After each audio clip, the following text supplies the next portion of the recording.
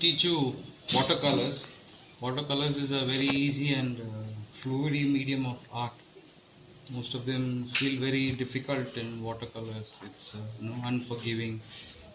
You won't be able to correct your mistakes, but mostly watercolors is very easy. It's only how you handle water, how the way you use water. You are all very good in doing this. We are much connected with water. Before we could be born, we were surrounded with water. So in that way, how much water we need and how to use and how to react with water, we are very good with that. So let's have a look into how we can paint a small painting with watercolors. So I'm going to wet the sheet with water. If you are able to soak the sheet also, it's good. It's just to make sure that your sheet of watermelon sheet doesn't get buckled up.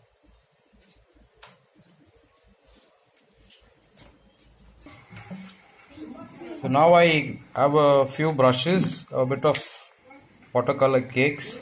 This is just simple camel watercolor cakes. So you can go with any kind of an art material, any kind of color, or you can use a tube, you can use liquid, you can use pencils also, but I prefer cakes. A lot of water, a towel to wipe my brush, and some tissues. So this is what all I got. I'm going to just start my painting. So after my sheet is wet, now I'm just going to paint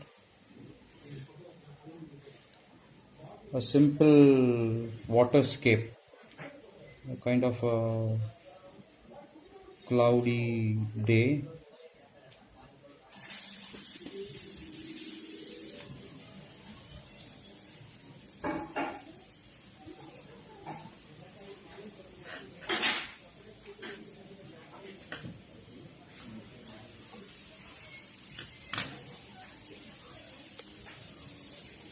I'm going to drain the sheet so that the water drips down like this.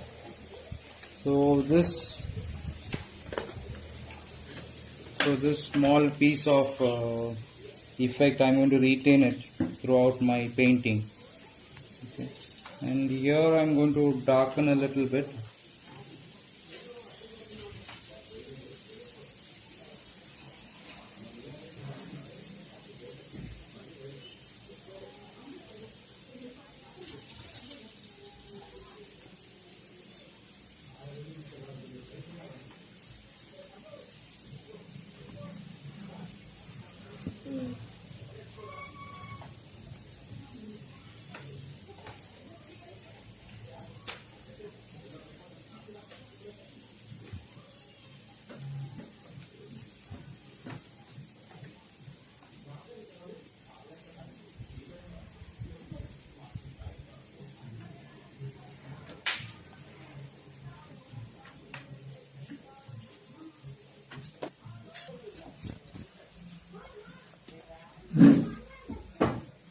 So now I almost got my background, my skyscape. I'm going to start to paint with the lower part of my painting. That's the landscape part. I'm going to start and use a little bit of sap green.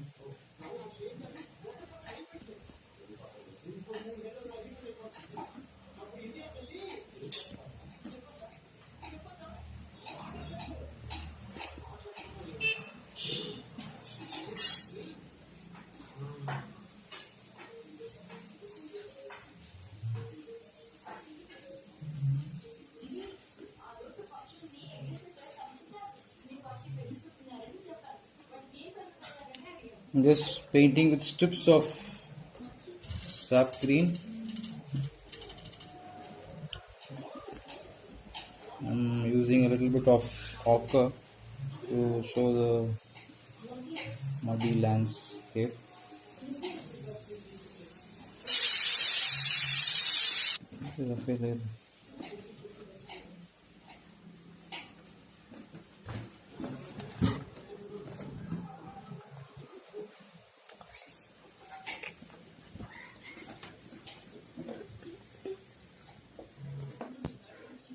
So this is the first layer of my colors, and with this I'm going to go to the next tone of colors. I'm going to go for the same sap green to paint my land again.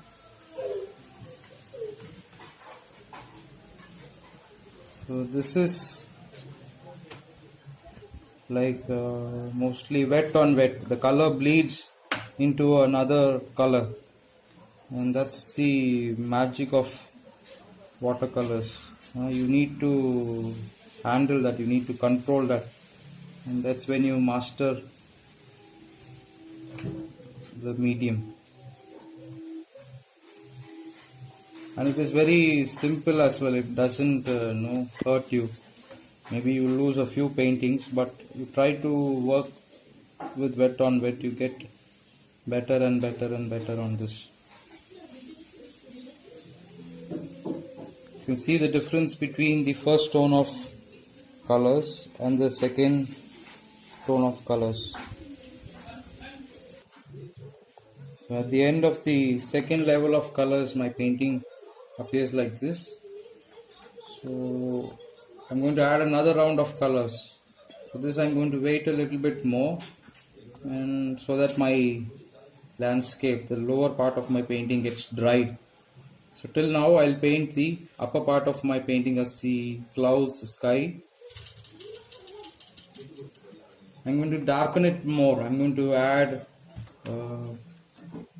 more blue, more burnt umber and magenta together to get a brownish blue. So that's where my colors are now dark.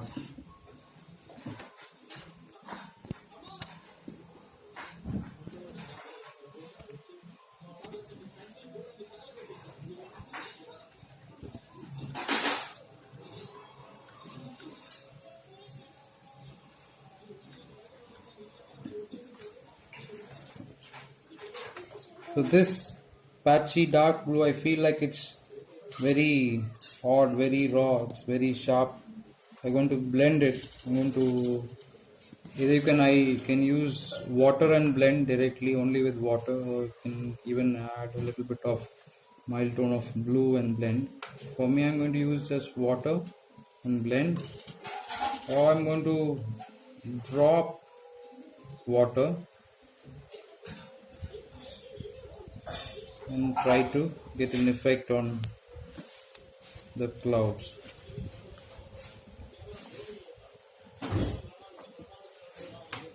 Still I feel this water, where it runs, the color might make a mark, so I'm just using a dry tissue and removing a bit of water. So this is my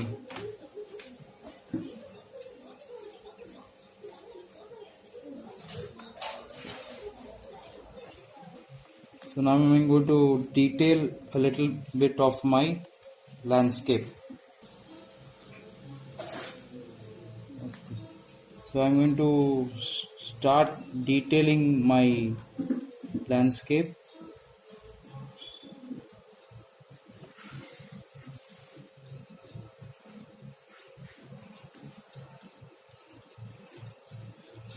I'm using a mixture of sap green, blue and burnt umber. Blue is a marine blue, burnt umber to show the woody nature. Blue helps to reflect the sky. So I've started to add the darker tones, that is I'm going to conclude my painting, finish my painting. So I still need a foggy picture, that's why my colors are very blurry.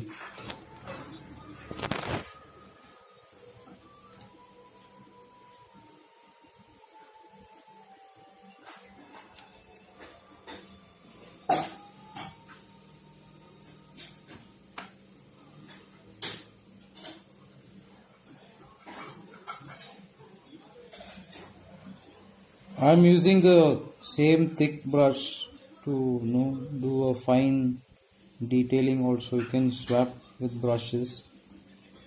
And,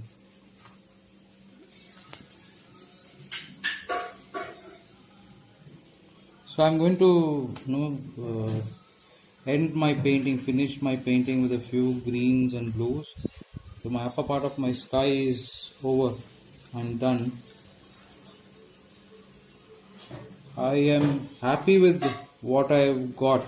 It's not that I don't need something which the water has given.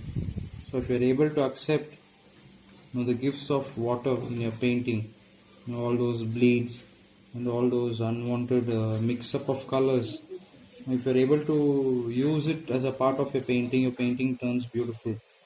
Rather than you completely handling the painting, completely pushing yourself into the painting and trying to get things. I'm going to show a bit of reflection of this landscape. I'm going to leave a thin bit of white space, very thin bit of white space from the actual and the reflection.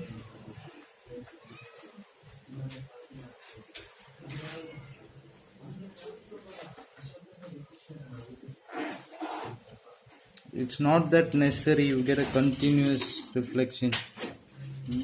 And after the underneath, I'm going to just water it down.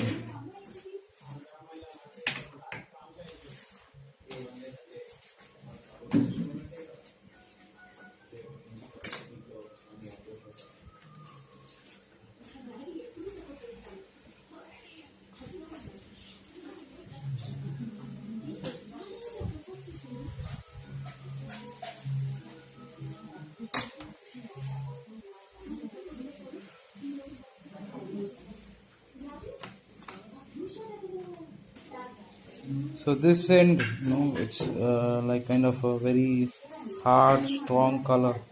I want to blend it into the painting, into my painting, so that it doesn't stand alone. I'm going to use a very light, mild tone of green.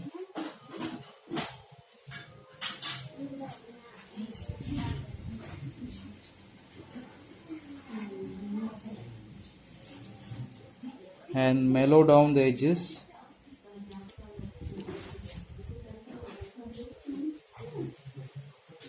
And in that way I'm going to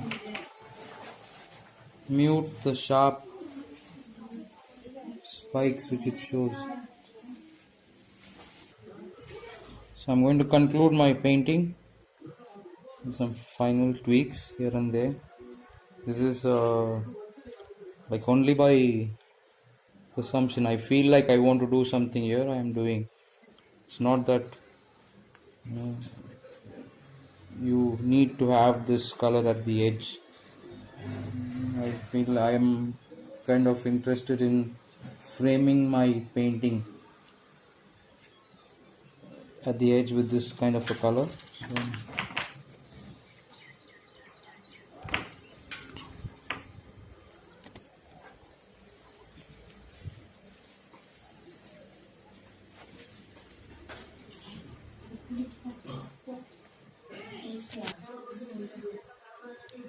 I'm just blending this hard edges and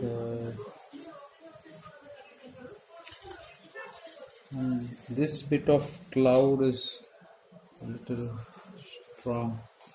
I'm just watering it down.